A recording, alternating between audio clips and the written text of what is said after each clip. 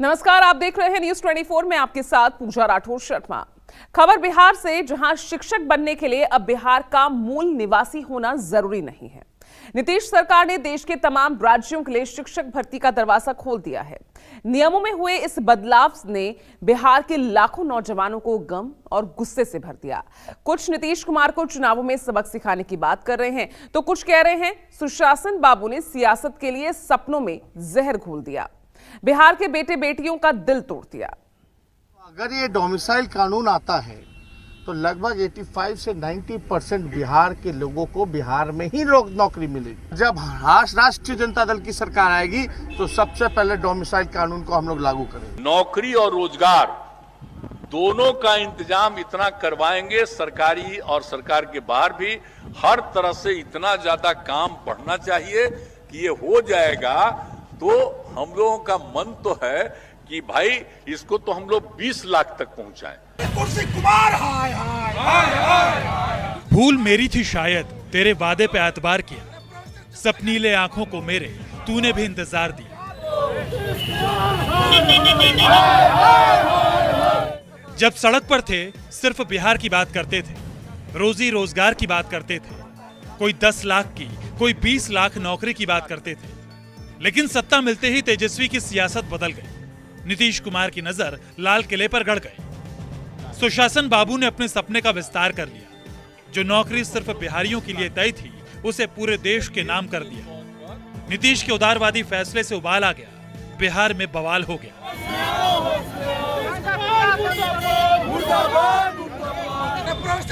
इस्तीफा दो, इस्तीफा दो, बिहार की शिक्षा को बहाल करना बंद करो।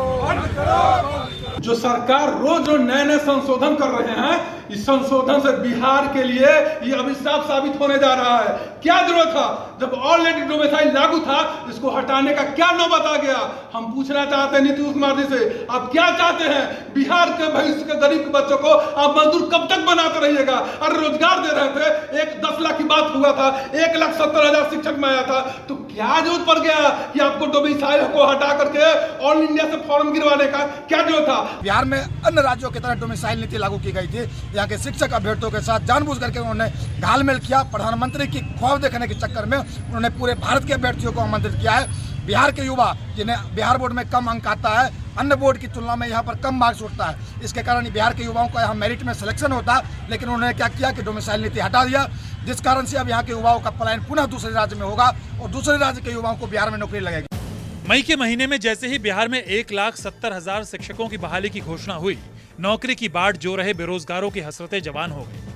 आंगन से चौपाल तक हर तरफ नौकरी की चर्चा शुरू हो गई। नाउम्मीद हो चुके नौजवानों के अरमान भी कुलाचे भरने लगे। दीमक लगी किताबों के भी दिन अच्छे आ गए। सब यही मानकर चल रहे थे, मानो इस बार तो नौकरी पक्की ही है। 2-4 हजार नहीं, 1.25 लाख शिक्षकों की भर्ती है। बिहार में बमुश्किल 4-5 लाख उम्मीदवार होंगे। थोड़ा जतन से पढ़ लिए तो नौकरी छीन ही लेंगे। लेकिन एक फैसले ने अरमानों का गुब्बारा फोड़ दिया, बिहार के नौजवानों का दिल तोड़ दिया। आप इसमें भीड़ कर दीजिएगा, बिहार के गरीब के बच्चे जिसको रोजगार मिलता, जो शिक्षक बनते, आप तो उनको शिक्षक बनने से वंचित कर दिए और आप इनको मजदूर बना के फिर आसाम पंजाब भेजिएगा, जाकर वहां पे लाठी खाएंगे। आप यही चाहते हैं। एक तरफ विशेष राज्य की मांग करते हैं, एक तरफ बेरोजगारों की फौज खड़ा है, और आप एक तरफ क्या करते हैं? डोमिसाइल हटा करके फॉर्म इसमें शामिल करवा रहे हैं। शिक्षक बहाली नहीं हो गया है, आपके लिए राजनीति का जरिया हो गया है। आप पीएम का जरिया समझ लिए हैं। आपको पीएम न छोड़ दीजिए, पीएम तक नहीं बनने देंगे हम लोग। आप शिक्षक अभ्यर्थी अब समझ गए हैं कि आप जो है कि भस्मासुर बन गए हैं, बिहार को बर्बाद करके मानिएगा। लेकिन हम अभ्यर्थी अब बिहार को बर्बाद नहीं होने देंगे। 24 और 25 में अगर डोमिसाइल लागू नहीं हुआ तो 24 और 25 में देखिएगा, मुंह आप निकलिएगा बिहार में, आपके विधायक निकलेंगे वोट मांगने। जिस प्रकार से बिहार में चाचा और भतीजा मिलकर के बिहार के युवाओं के साथ, बिहार की मेधा के साथ खिलवाड़ कर रहे हैं, हम लोग को यह पता है कि केंद्र सरकार ने नई शिक्षा नीति लागू किया और उस नई शिक्षा नीति के तहत 4 वर्षीय स्नातक कोर्स लागू किया गया था, जिसमें प्रत्येक वर्ष के बाद, पढ़ाई के बाद छात्र छात्राओं को सर्टिफिकेट देने का अवसर था। यदि छात्र छात्रा 1 वर्ष के बाद पढ़ाई छोड़ना चाहते, 2 वर्ष के बाद पढ़ाई छोड़ना चाहते, उसके बाद भी उनका भविष्य सुरक्षित रहता। जो चाचा भतीजा दोनों मिल करके बिहार के छात्र छात्राओं के साथ अत्याचार कर रहे हैं, उन्हें हर तरीके से वो प्रयास कर रहे हैं कि 4 वर्षीय स्नातक लागू नहीं हो।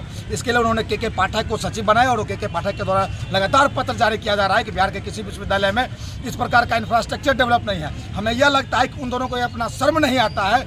17 वर्ष तक बिहार में राज करने के बाद आज वो खुले मुंह से कह रहे हैं कि बिहार के कॉलेज, बिहार के विश्वविद्यालय 4 वर्षीय स्नातक कोर्स लागू करने में सक्षम नहीं है। बिहार लोक सेवा आयोग ने जिस दिन शिक्षक भर्ती का नोटिफिकेशन जारी किया, कोई भी एक दिन ऐसा नहीं गुजरा जब इसमें कोई बदलाव ना हुआ हो। एक परिवर्तन तो नोटिफिकेशन में ही शामिल था। मसलन प्रमाण पत्र ससुराल नहीं मायके से लाना था, लिहाजा शुरू के 10 दिन पीहर से नैहर की यात्रा में ही गुजर गए। नोटिफिकेशन में बहुत कुछ धुंधला भी था। मसलन पिछली बार की तरह इस बार सामान्य महिला उम्मीदवारों को सीटेट के अंक में छूट मिलेगी या नहीं, 82 से 90 अंक वालों को परीक्षा में बैठने की इजाजत मिलेगी या नहीं। रफ्ता रफ्ता चीजें साफ होती गई। पटना की सविता से बलरा की कनकलता तक बेटियां पढ़ने में रम गई। लेकिन मंगलवार एक बार फिर नियमावली बदल गई, सपनों की फुलवारी सूख गई। हमारा एक ही मांग है कि जो डोमिसाइल लागू था वो डोमिसाइल को फिर से लागू किया जाए। हमारा एक ही मांग है, क्योंकि रोज सरकार की गलत नीतियों की वजह से, रोज उनकी नीतियों में बदलाव की वजह से हम सारे अभ्यर्थी बहुत परेशान हो गए हैं। तो मुख्यमंत्री जी से यही विनती करते हैं कि मुख्यमंत्री जी, ये जो आपने कानून बदला है, जो ये आप डोमिसाइल चेंज कर रहे हैं, उसको आप लागू कीजिए। नौकरी में डोमिसाइल का नियम सही है या गलत, इसकी नैतिकता पर बहस मुमकिन है। लेकिन मंगलवार को जैसे ही बिहार के शिक्षक अभ्यर्थियों को यह पता चला कि बिहार सरकार ने शिक्षा भर्ती परीक्षा का दरवाजा पूरे देश के लिए खोल दिया है, सोशल मीडिया पर सरकार के खिलाफ गुस्से का ज्वार आ गया। नौजवान नीतीश और तेजस्वी को पानी पी पी कर कोसने लगे। तरह तरह के तंज और कमेंट्स की बाढ़ आ गई। नसीहत ये भी आई कि जब पूरे देश को बिहार बुला ही लिया तो नेपाल और भूटान वालों को क्यों छोड़ दिया। मैं पूछना चाहता हूं नीतीश तेजस्वी सरकार से कि आखिर ऐसी कौन सी राजनीतिक परिस्थिति है, ऐसी कौन सी राजनीतिक मजबूरी है आपकी कि आप बिहार के लाखों युवाओं के साथ अन्याय करने पे तुले हुए हैं और बिहार के लाखों युवाओं के साथ अन्याय करके आज आपने संशोधन कर दिया। इस काला संशोधन को हम लोग नहीं मानते हैं और नीतीश तेजस्वी सरकार से हम मांग करते हैं कि इस काला संशोधन को आप वापस लीजिए।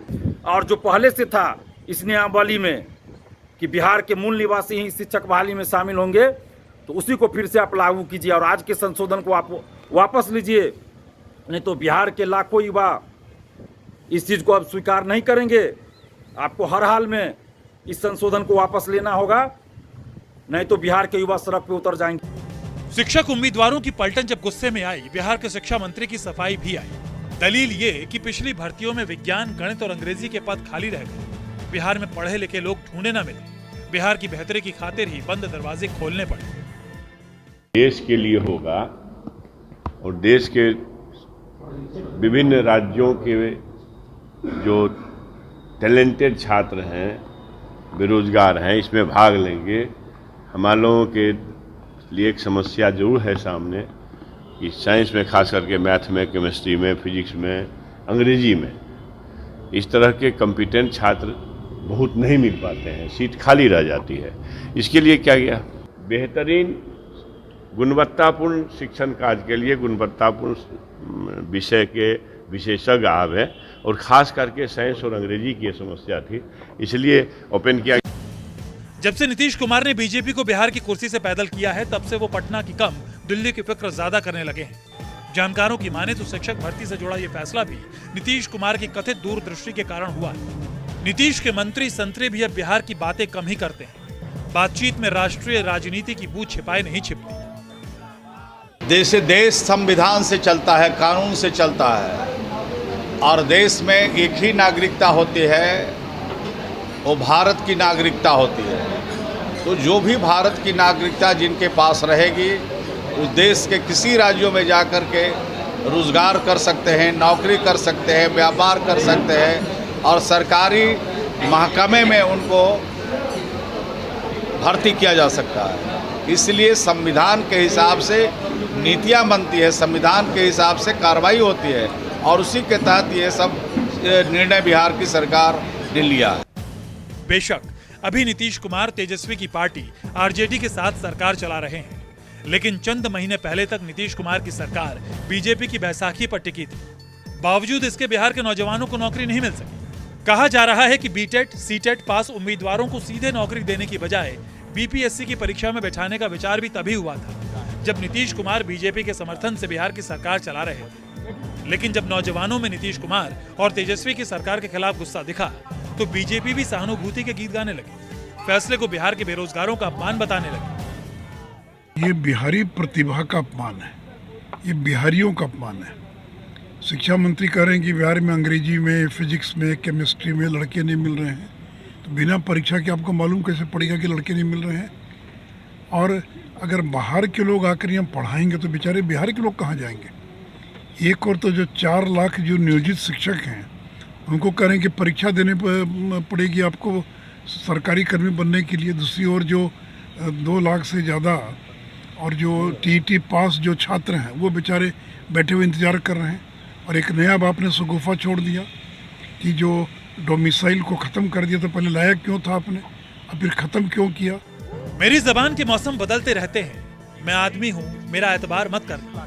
शायद नीतीश कुमार बिहार के नौजवानों से कुछ ऐसा ही कह रहे हैं। गोया अब उन्हें बिहार की सत्ता से भी जी भर गया, सिर्फ प्रधानमंत्री बनने का सपना बाकी रह गया। नीतीश तेजस्वी की सरकार ने बिहार के लाखों युवाओं को नौकरी का एक बड़ा सपना दिखाया था, लेकिन जिस तरीके से सरकार ने शिक्षक नियुक्ति को लेकर पूरे देश का दरवाजा खोल दिया है, उससे तो मानो यही लगता है कि नीतीश कुमार को बिहार की चिंता कम और लाल किला की चिंता ज्यादा सताने लगी है। कैमरामैन ऋषि के साथ सौरभ कुमार, पटना, न्यूज़ 24।